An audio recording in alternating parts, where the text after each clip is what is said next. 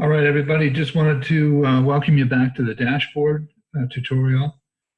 Today, on this little video, we're going to drill down into a couple of the sheets from the dashboard, specifically looking at the data over time, and then explaining what that data is really all about, and how you might be able to use that within your training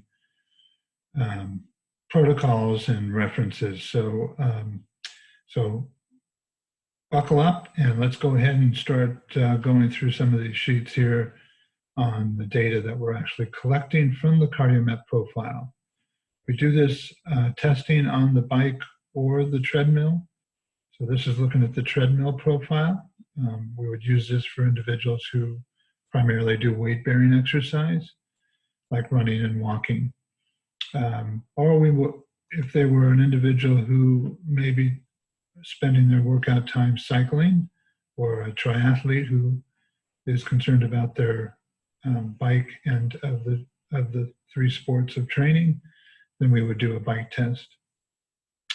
I'm going to go over the bike test today, just section by section here. So the first section we're looking at is the body composition. So you can see the data here. We're tracking the body weight, lean body mass, and the body fat percentage over time. On this pie chart, we just have the most recent body composition value as far as lean versus fat weight. And then we're currently at a 24% body fat for this male.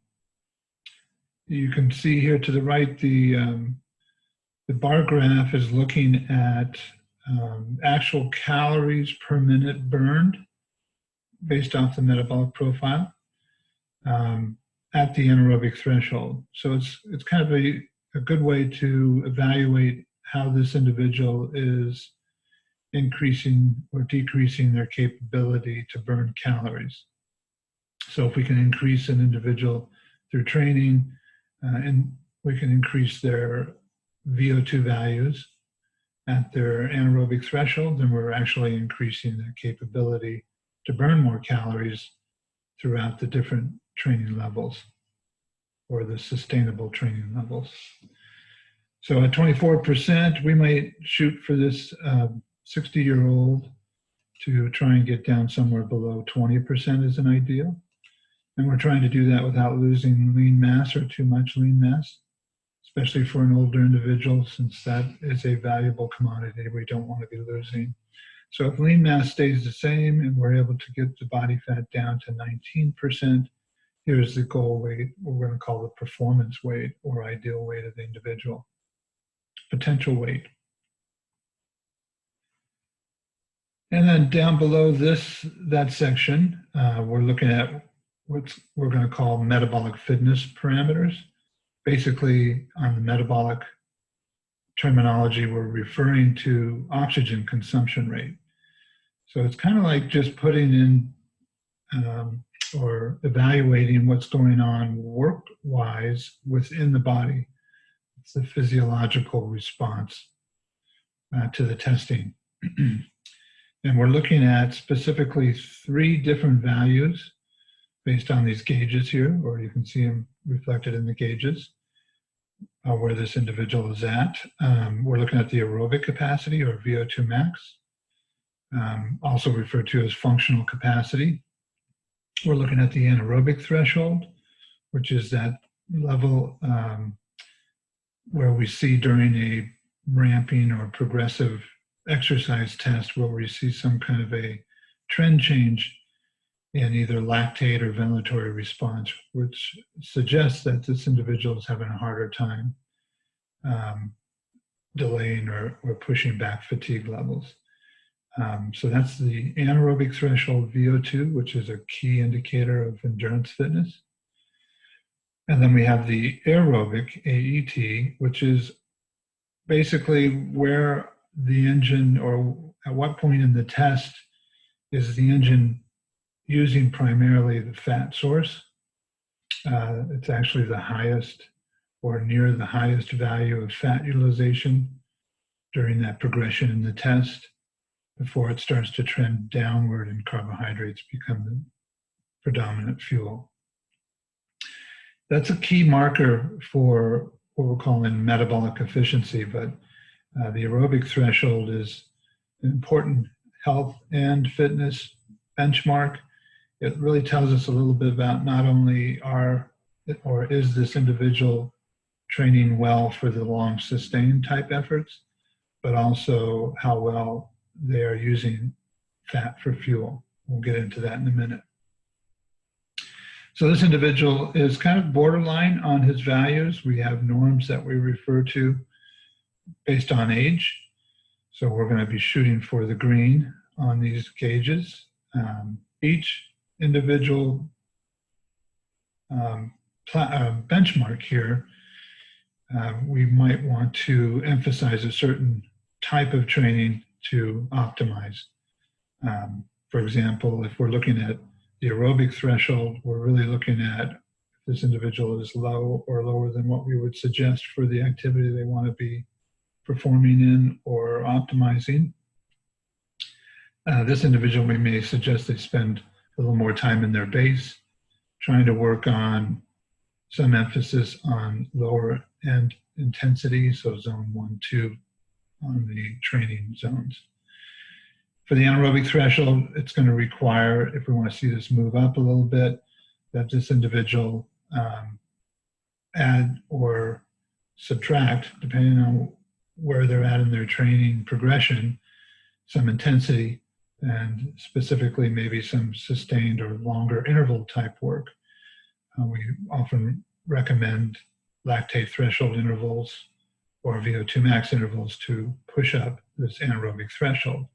Keep in mind, however, though, too much training, too hard, especially if you're training regularly 4 or 5 or more days per week, can actually push this value down or to the left.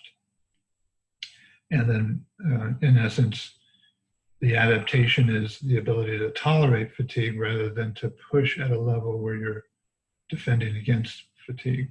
So a higher level without necessarily the resultant fatigue products that build up.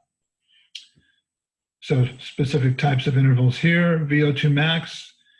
Obviously, if an individual is not active at all, we're going to see tremendous increases in the VO2 max just by getting going on an exercise program, especially one that involves endurance type training. Once that individual begins training regularly, or maybe an endurance athlete, we don't see significant changes in the VO2 max.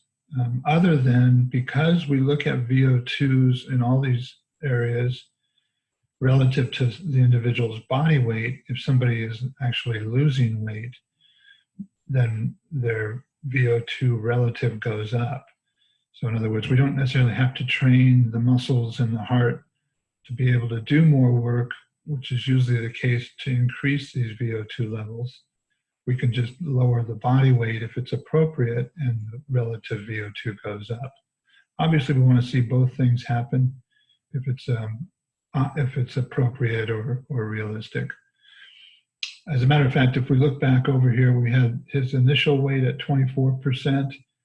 If we kept that the same, and you look down here, these values change in the blue boxes here. So if we're looking at the anaerobic threshold, which this number is reflecting, so we have the same number. If we lose the weight for that 19 or 18% body fat level, so we get down a little over 10 pounds, you can see that value has gone up. It was 33, now we're almost 36 milliliters per kilogram. So the dashboard for the individual who has come through the testing, they can play around with these numbers and set goals accordingly. We also do this with them at the end of the testing process during a consult. So again, these are 3 specific areas that we're looking at related to overall endurance. Each have a distinct place, and we refer to some of the training that may be specific to these areas if there is a limiter or if they need to prepare for an event that requires one of these values to be optimized, one or more. So the heart rate here was 135 at the anaerobic threshold. And that's how we use that heart rate to generate heart rate zones. Many of the platforms that are used in the coaching and online training, platforms like Training Peaks, you will need to insert your heart rate at threshold in order to come up with those training parameters. Another key indicator here is fractional utilization, which is, as I mentioned, if your VO2 max eventually plateaus, because that's what happens once you get training regularly and appropriately, we may not see a whole lot of improvement here. We do see the anaerobic threshold moving up or down relative to this peak value according to the time frame in the training progression or the training effect from the training itself. So one of the things we're actually eyeballing here is how close are we getting the threshold VO2 relative to the peak VO2? So that's called fractional utilization. So right now, 33 milliliters per kilogram per minute is about 83% of this 40 max VO2. So that's an indication of where we're at in the training cycle for endurance. If we're in a building phase, that would be appropriate. If we're in a base phase where we've had some time off and coming back into the training cycles and primarily doing low intensity training, this would generally be below 80%. In some elite athletes, we can see this fractional utilization reach as high as 90%. And then going down a little bit further here on this section, we're looking at the actual mechanical output, whereas here we were looking at threshold and peak and aerobic values for the metabolic domain, so the physiological parameters. Here we're looking at the mechanical, things like power output and pace. Since this was a bike test, we were looking at the power output on the bike relative to the aerobic. So, I'm sorry, here we're looking at the anaerobic, AT watts, and the peak or max watts at the end of the test. And then the diamond white here is looking at the anaerobic threshold power output relative to that individual's body weight. And that's called the power to weight ratio at the anaerobic threshold, which is on this gauge right here. Usually we're shooting for a high number here. So in other words, the power will go up while the weight stays the same or goes down if there's room to lose weight. So for example, because we took the initial body fat percentage and we put in a goal of about 18% with a little over a 10-pound weight loss, this individual went from a 2.7 watts per kilogram to 3 watts per kilogram based on just the weight change. Obviously, an individual would be training to increase their power on the bike, absolutely. And then if there is room to lose a little bit on body fat, then combining both will be your optimal increase in power to weight ratio. Over here to the right, we're looking at efficiency or economy. So the blue graph is the actual VO2 for each of the tests at the anaerobic threshold. And then we have the predicted value based on the power output. So you can see as we went along here, we actually, from the early days of the early stages of the testing, we had a lower, what we're calling gross efficiency, which is in essence a lower VO2,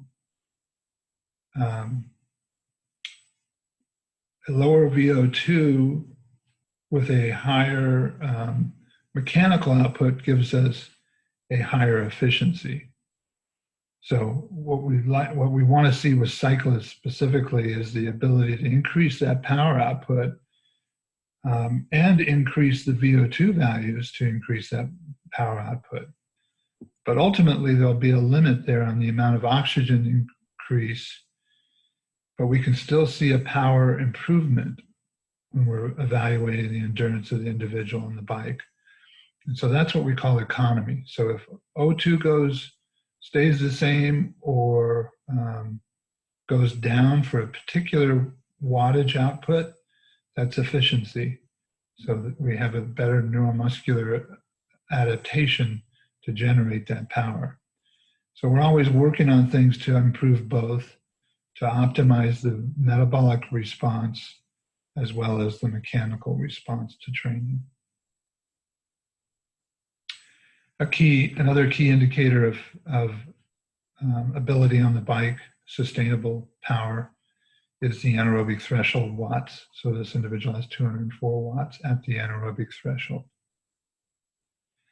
And lastly, we're looking at the metabolic efficiency, which is the fat versus the carbohydrate burn rate at the aerobic threshold, AET here. So this is that low end, usually where we distinguish zone 2 to zone 3, that kind of the cutoff. So right around zone 2 is where we generally see the highest fat utilization in that particular workload. In this case, for this final test, he had one of his highest fat versus carbohydrate levels at that aerobic threshold, which was now at 129 watts at a heart rate of 110 beats. Early on, before we focused a little bit more on the diet, cutting out some of the simple carbs and the processed carbohydrates, and then trying to make sure that this individual was training effectively in zone 2 based on his profile when he was supposed to be doing that, we were able to see quite an increase, not only in that ability to use fat and spare carbohydrates, but we also were able to see the wattage stay the same or improve as we went along there. Obviously, the goal at the aerobic threshold, especially if you're training for a long century ride or an ultra distance Ironman type event, we want to see this power output go up at the aerobic threshold. At the same time, we want to see the ability to use fat at that level go up as well. And that's what we're calling metabolic efficiency. Diet plays a big role there, as well as effective and efficient training, appropriate training. And lastly here, this is a little tool. We use this more specifically if we do a metabolic efficiency profile, which is another profile. But in the cardio-met profile, we can give a kind of a ballpark picture for this individual. If he's training for a long endurance event on the bike, let's say it's an Ironman, and he's figuring that he'll be done in about 6.5 hours, or a little over 6 hours, that's 400 minutes here. And then if he is going to be fueling somewhere around 200 to 240 calories per hour, that's his fuel intake on the bike.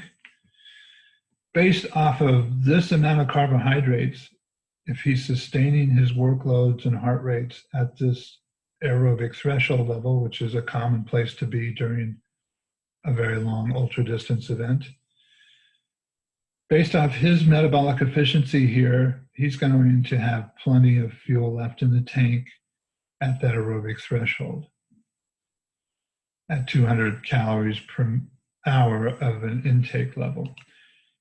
If for some reason we were unable or we did not need to have that much, or he has a gastrointestinal problem, he can't tolerate as much, we could even bring down that calorie per hour and he would still be doing okay as far as the estimates of carbohydrates stored.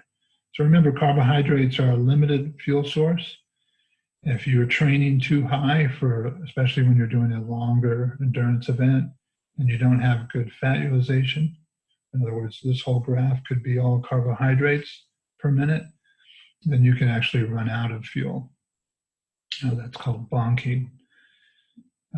So this is a fun little tool you can use to see how you're doing, and then if do you have some latitude on your carbohydrate intake needs.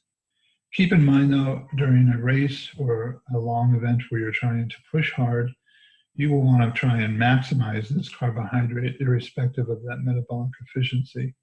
So at certain points in your training progression towards an event, you're going to train the body to try and use more fuel without any GI disturbances.